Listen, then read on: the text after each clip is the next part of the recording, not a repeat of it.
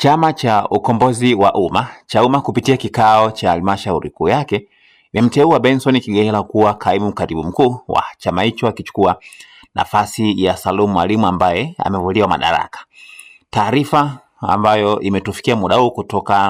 kutoka kwa chanzo cha kuaminika usiku huu leo Jumanne Juni 30, 2026 imeeleza kuwa wajumbe wote wa halmashauri kuu wamepiga kura ya kutokuwa na imani na Salum Mwalimu, hivyo kuadhimia kumfukuza kwenye nafasi hiyo, na ndipo wajumbe kwa kauli moja waliporidhia kumteua Benson Kigaila ambaye kabla ya hapo pia alikuwa naibu katibu mkuu wa CHAUMMA Tanzania bara. Na mapema asubuhi ya leo, kabla maamuzi hayo ya halmashauri kuu, Salum Mwalimu alimwandikia barua mwenyekiti wa chama hicho taifa Hashim Rungwe kumweleza kwamba ameamua kukaa pembeni kwa muda kupisha uchunguzi wa tuhuma ambazo zimeelekezwa dhidi yake.